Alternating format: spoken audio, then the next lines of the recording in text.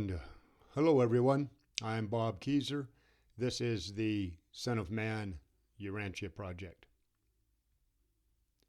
Today's episode is Chapter 40, Further Discussions with Rodan. As planned, everyone came back together and met up in Rodan on Sunday, September 25th. Jesus surprised the apostles and evangelists, telling them that he and the 12 apostles were leaving early the next day for Jerusalem. They were going to the Feast of Tabernacles. The evangelist he told to keep working in Galilee, and the women's corps he told to go back to Bethsaida for a while.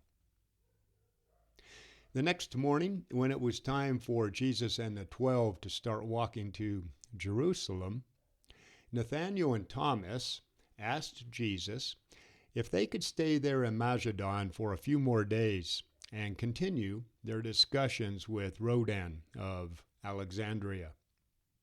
The week before, they had alternated teaching Rodan the gospel, and the two apostles found that he had been well taught by one of John the Baptist's former apostles in Alexandria.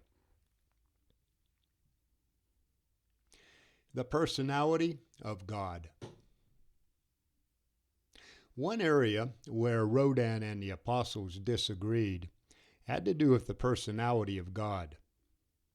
While Rodan was okay with all of the attributes, in other words, the qualities and characteristics of God that he had been taught, he stood firm, saying that God is not and could not be a person in the same way that a man thinks of personality. But while the two apostles had a hard time trying to prove that God is a person, Rodan had an even harder time trying to prove that he is not. Rodan's position was that personality can only exist when two equal beings with sympathetic understanding and full mutual communication come together. He said, in order to be a person, God has to have a way to fully communicate with and be totally understood by those beings who contact him. But since God is eternal and infinite, the creator of all things, then when it comes to having a being of equal rank to talk with, there are none. God is alone in the universe. No being is equal to him, and no being can communicate with God as an equal. God may be the source of personality, but he is transcendent, which means much greater than personality, just like the creator is something more than the creature. Rodan's stance on personality put Thomas and Nathanael in a spot, and not knowing how to respond, they had gone and asked Jesus to come to their rescue. Jesus refused to get involved in the discussion. But he did tell Thomas, it really does not matter what your idea of God is, as long as you are spiritually tuned in to the ideal of his eternal and infinite nature. Thomas said that God does communicate with man, and that means that he is a person in Rodan's definition. But Rodan said no, that God does not personally show himself to us, that he is still a mystery. Then Nathanael used his own personal experience with God to try and convince Rodan. And while Rodan agreed his experience was valid and said that he had had also many similar experiences, those experiences, he said, only proved the reality of God, not his personality. By Monday night, Thomas gave up. But by Tuesday night, Nathanael had persuaded Rodan to believe in his father's personality. He used the following arguments. 1. God does have full and equal communication with at least two other beings who are equal to him, the eternal Son and the infinite Spirit. Between them, they make up the Trinity, each the same, yet each a different flavor of God. Because of this, Rodan had to admit that there was the possibility that God was a personality. As side notes, it was by reviewing these discussions later in their lives that the apostles enlarged their understanding of the Trinity. And also, it was, of course, the apostles' belief that Jesus was the eternal Son. 2. Since Jesus was equal with the Father, and since Jesus had come to earth and shown himself to humanity as a person, that demonstrates the possibility that all three of the Godheads have personality. Nathanael's points settled that argument, and he never again questioned God's ability to communicate with man and the possibility of people communicating with God. 3. That Jesus was the Son of God and perfectly able to communicate with humanity. The Father-Son relationship assumes equal communication and understanding between the two, and that Jesus and the Father are one. That Jesus maintained communication with both God and man at the same time. And since both God and man were able to fully communicate with Jesus, that meant that both God and man had personalities according to that definition. That Jesus' personality showed the personality of God and proved the presence of God in man. In other words, that if two things are related to the same thing, they themselves are related. 4. That personality represents man's highest ideas of human reality and divine values, while God represents man's highest ideas of divine reality and infinite values. So that means that in reality, God must always be a divine, infinite, and universal personality, even though forever rising above man's idea of personality. 5. Finally, that God must be a personality since he is the creator of all personality, and he is the goal or destiny of all personality. Rodan had been hugely influenced by Jesus' saying that, "So be you perfect, even as your Father in heaven is perfect." After hearing Nathanael's arguments, Rodan said, "I am convinced. I will say that God is a person. If you let me say that personality is also represented by a group of higher values, like being final, eternal, supreme, infinite, universal, and superhuman. I am now convinced that, while God must be infinitely more than a personality, he cannot be anything less. I accept Jesus as the personal revelation of the Father to humanity, and the answer to all unsatisfied questions of logic, reason, and philosophy." Jesus' divine nature. Since Rodan understood the gospel so well, Thomas and Nathanael only had one other thing to discuss: the teaching about Jesus' divine nature that they had only recently learned. The two apostles both presented their views to Rodan, And the following is a restatement of their teaching. 1. Jesus admitted that he was divine, that he was of God, and we believe him. So many remarkable things have happened in his ministry that we can only believe that he is both the Son of God as well as the Son of Man. 2. Jesus' life with us has been a model of ideal friendship. Only a divine being could be such a good human friend. He is truly the most unselfish person we have ever known. He is the friend of even sinners. He dares to love his enemies. Jesus is very loyal to us. While he does not hesitate to scold us, it is plain to all of us that he truly loves us. The better you know Jesus, the more you will love him. You will be charmed by his unwavering devotion.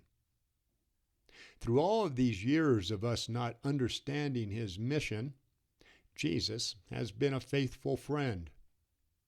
While he does not flatter us, he does treat us all with equal kindness. He is always tender and compassionate. Jesus has shared his life and everything else with us. We are a happy community. We share everything. We do not believe that a mere human could live such a blameless life under such trying circumstances. 3. We think Jesus is divine because he never does anything wrong. He never makes a mistake. His devotion is superb. His wisdom extraordinary. He lives day by day perfectly following his Father's will. Jesus never says he is sorry for something because he never sins. He prays for us and with us, but he never asks us to pray for him. We believe that he is consistently sinless. We do not think that anyone who is only human has ever lived such a life. Jesus claims to live a perfect life, and we agree that he does. Our devotion comes from admitting we were wrong, but Jesus' devotion is based in decency, on righteousness. He even says he can forgive sins, and he does heal diseases. No mere human who is not crazy would say he can forgive sin. That is God's right. And it seems Jesus has been perfect like this since the first time we met him. We grow in grace and knowledge, but Jesus was perfect from the start. Everyone, both good and evil, sees this goodness in Jesus. And yet, his devotion is never bothersome to others or done to receive praise from the people around him. He is both meek and fearless. He is okay with us believing that he is divine. Jesus is either what he says he is, or else he is the greatest fraud and hypocrite the world has ever known. We, though, believe he is just what he claims to be. 4. Jesus' unique character and perfect emotional control convince us that he is both human and divine. He always responds to suffering and human need. Jesus is compassionate to mental anguish, spiritual sadness, and physical suffering. He is quick to see a person's faith or other high qualities, and he is quick to acknowledge them.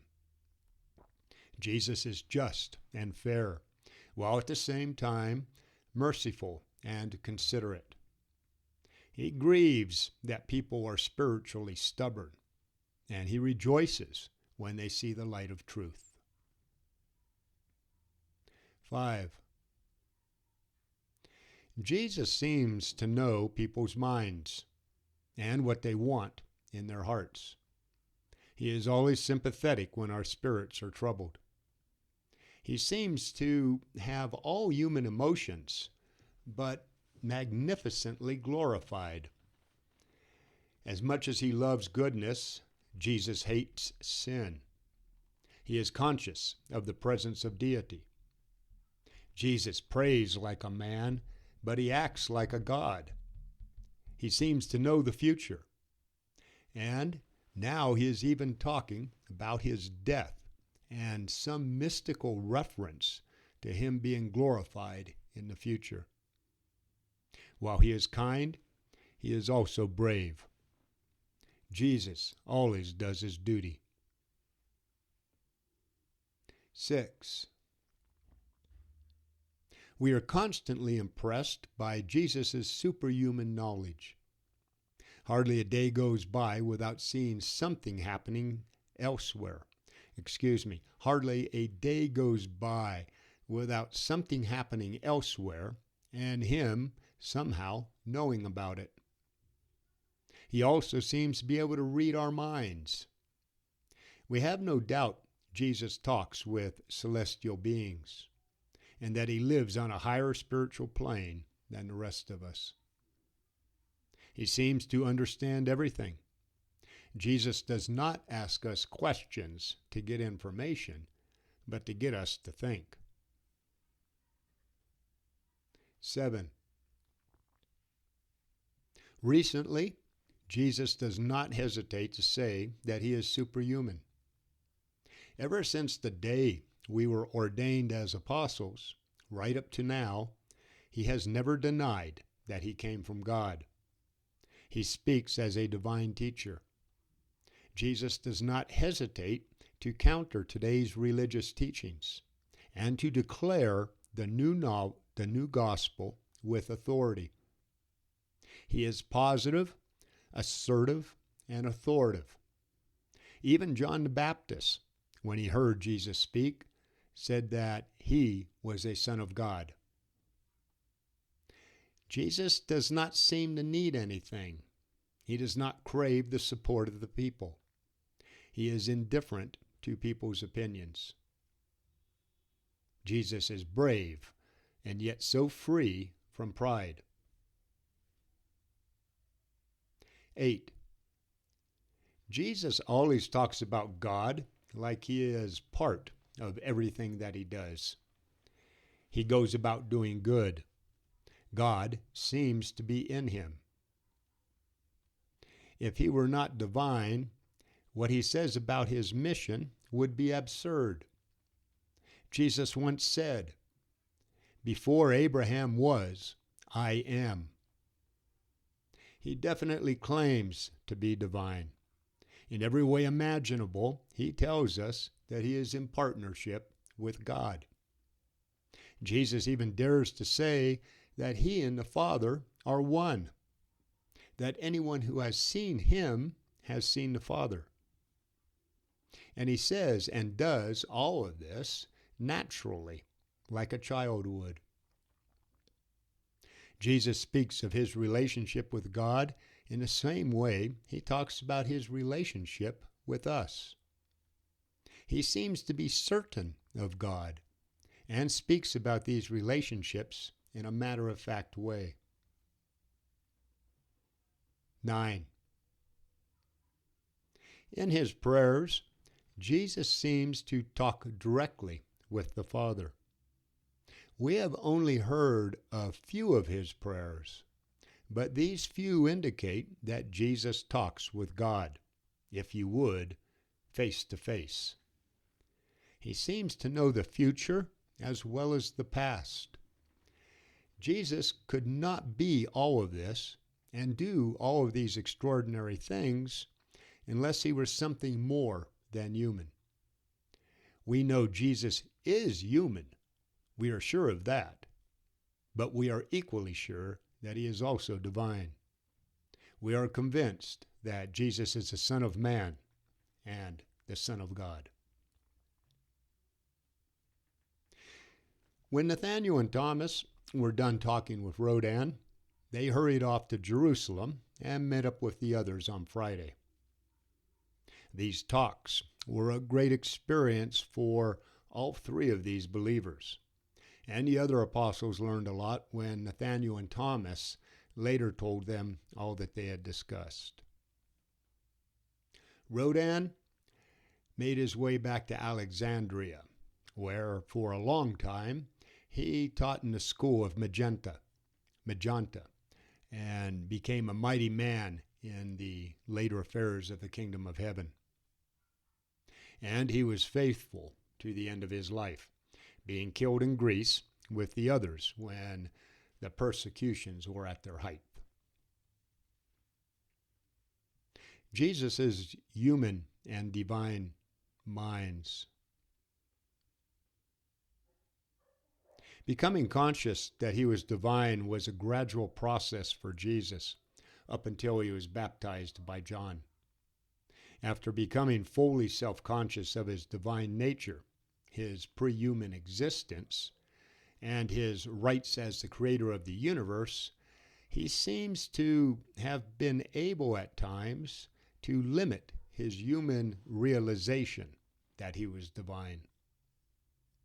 It seems that from his baptism until the crucifixion, it was entirely up to Jesus on whether or not to depend on his human mind or to also use his divine mind. At times, he seems to have only used his human knowledge. Other times, he appears to have acted with the wisdom that could only come from his divine mind.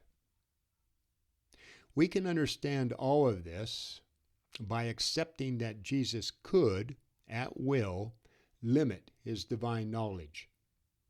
We know that he often withheld what he knew of the future, and that he knew what others were thinking. We understand that he did not want people to know how much he could read their minds.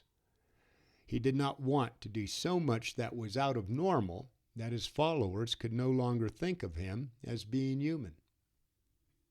With all of that said, we cannot say when Jesus was limiting his knowledge of the future and when he was hiding something of what he knew. He seemed to only use human knowledge at times, and then we would see him talking to celestial beings. And many times we saw the results of this combined man-God personality, from what appeared to be a perfect union of his human and divine minds. And that is all we know of these things. We do not know the full truth of this mystery. Okay, everyone, that's it for chapter 40. Further discussions with Rodan. Coming up in a few days is chapter 41, at the Feast of Tabernacles. Defend liberty. Protect the little ones. Get out there and find some way to serve man for the sake of God. Bobby Keyser, out here.